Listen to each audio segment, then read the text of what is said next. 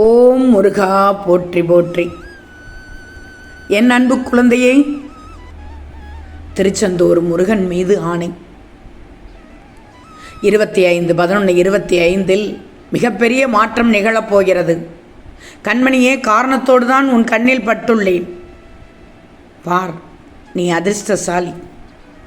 ஏன் வாழ்க்கையை நினைத்து பயப்படுகிறாய்? வாழ்க்கை எப்போதுமே எளிதாக இருக்காது. நீதான் சிலவற்றை அலட்சியப்படுத்தியும் சிலவற்றை ஏற்றுக்கொண்டும் எளிதாக மாற்ற முயற்சி செய்யணும். அதிகமான கஷ்டங்களையும் நஷ்டங்களையும் அடைந்த பிறகு உனக்கு அறிவை நிறைய பெறுகிறாய். அனுபவத்தால். கஷ்டம் வந்தால் கலங்க வேண்டாம். மன தைரியத்தை இழக்கக்கூடாது.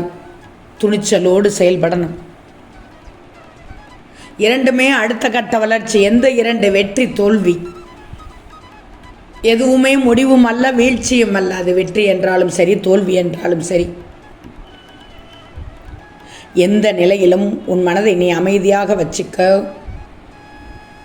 ஏன்னா அந்த அமைதியை விட நல்லதொரு சந்தோஷம் வேறு எதுவுமே இல்லை. பயப்படப்படாது, பயப்படக்கூடாது. நீ கடந்து வந்த பாதையை பார்த்தால் உனக்கு தெரியும் எதையெல்லாம் கடந்து வந்திருக்கிறாய், எப்படியெல்லாம் கடந்து வந்திருக்கிறாய். அப்போ இனிமேல் நீ பயணம் செய்யும் உன்னுடைய வாழ்க்கை பாதை எவ்வளவு முக்கியத்துவம் வாய்ந்தது என்பதையும் காட்டும். உனக்கு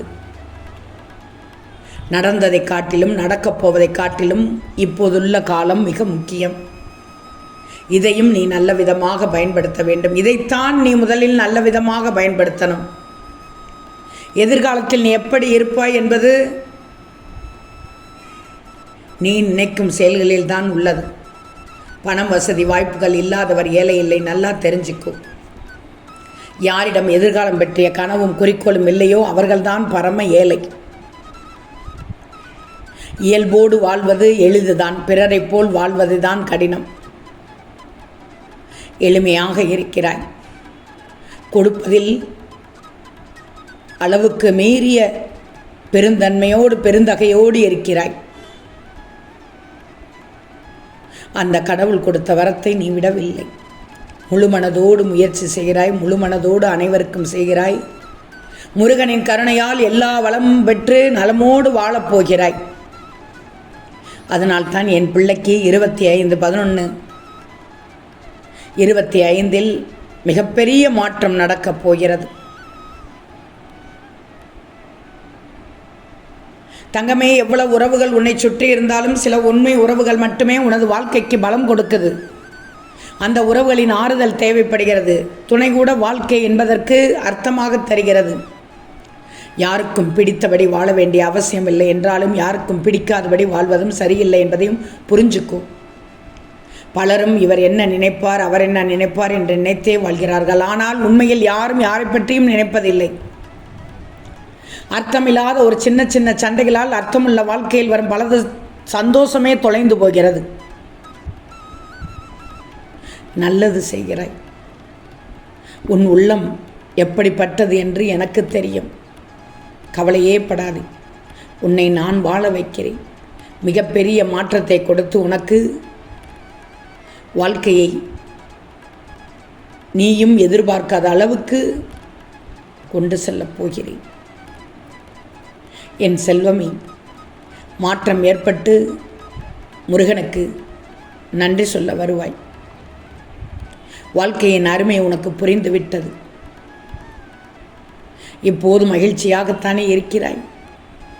மகிழ்ச்சியாக இருக்கணும். கண்டிப்பாக இருக்கணும். இருக்கணும் என்ற கட்டாயத்திற்கு வா. நிச்சயமாக உனக்கு எல்லாம் மனம் உவந்து செய்யும் அளவுக்கு உனக்கு நேர்த்தியாக அனைத்தும் நடக்கும். நீ செய்யும் செயல்கள் வெற்றிகளை தரும் என்று நம்பிக்கையோடு செய். அப்பத்தான் உன் வெற்றி ஒரு மடங்கு அல்ல, பல மடங்காகும். உனக்கு நிறைய நன்மையும் தரும். எதை செய்தாலும் நம்பிக்கையோடு செய், ஈடுபாட்டோடு செய், விருப்பத்தோடு செய். அத்தனை மாற்றமும் கிடைக்கும். இப்போது மனதில் உனக்கு ஒரு புது தெம்பு கிடைக்கிறதா? உன் முருகன் நான் தான் தருகிறேன் என் பிள்ளைகளுக்கு. வாழ்க்கையை பற்றி நிறைய கற்றுக்கொண்டு விட்டாய். வாழ்க்கை எப்படிப்பட்டது என்பதெல்லாம் தெரிந்து கொண்டாய். என் பிள்ளையை உடல் ஆரோக்கியம் பெற வேண்டும் என்றும் அதனால் ஏற்பட்ட வருத்தம் நீங்க வேண்டும் என்று பிரார்த்தித்தாய். அதனை சரி செய்து தரப்போகிறேன். மிகப்பெரிய மாற்றம் நடக்கும். சில கர்ம வினைகளை தீர்த்துள்ளாய் தங்கமே.